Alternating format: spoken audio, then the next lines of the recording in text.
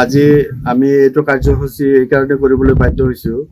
তাৰ কাৰণ অসম চৰকাৰৰ যিটো ভেকু ভাওনা, সেই চৰকাৰৰ প্ৰতি আমি অসন্তোষ হৈ পেলাই 16 তাৰিখৰ পৰা 20 তাৰিখলৈকে আমি কৰ্মবিৰতি কাৰ্যসূচী কৰিবলৈ আৰম্ভ হৈছোঁ।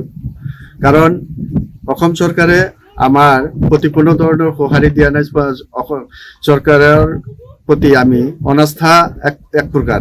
তাৰ কাৰণ অসম চৰকাৰে আমাৰ বেঞ্চাৰ শিক্ষা অনুষ্ঠানসমূহক প্ৰাদেশিকৰণ কৰাৰ যিটো প্ৰতিশ্ৰুতি দিছিল বা বিটিআৰ চৰকাৰে যিটো প্ৰতিশ্ৰুতি দিছিল, সেইমতে কোনো ধৰণৰ কাম হোৱা নাই।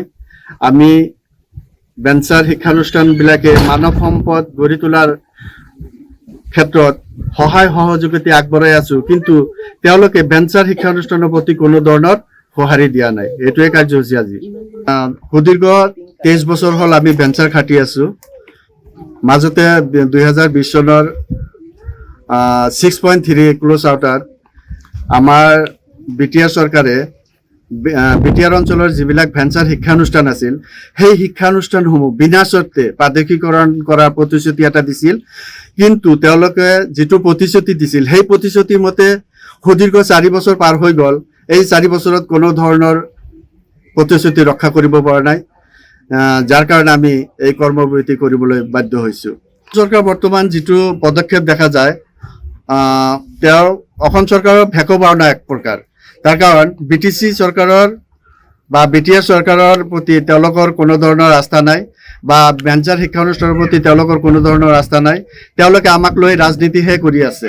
গতিকে আমাৰ প্ৰতি যদি তেওঁলোকৰ কোনো ধৰণৰ সঁহাৰি নাথাকে, বেঞ্চাৰ শিক্ষানুষ্ঠানৰ প্ৰতি যদি কোনো ধৰণৰ সঁহাৰি নাথাকে, আমি আজি কৰ্মবিৰতি অনুষ্ঠান বা কাৰ্যসূচী গ্ৰহণ কৰিছোঁ।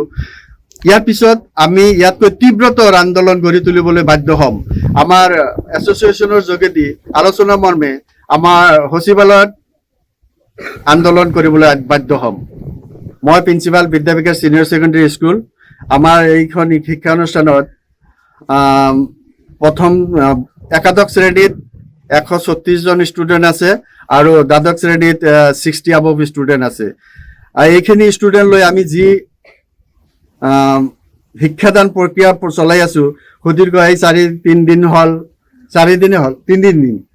দিন হ'ল আমি তেওঁলোকৰ পৰা পাঠদান বিৰতি হৈ আছো, যাৰ কাৰণে মোৰ অলপ হ'লেও বেয়া লাগিছে। অসম চৰকাৰক মই এটাই বিনম্ৰ অনুৰোধ জনাইছোঁ যে আমাৰ প্ৰতি অলপ সঁহাৰি দি ভেঞ্চাৰ শিক্ষানুষ্ঠানসমূহক প্ৰাদেশিকৰণ কৰাৰ কাৰণে মই আহ্বান জনাইছোঁ।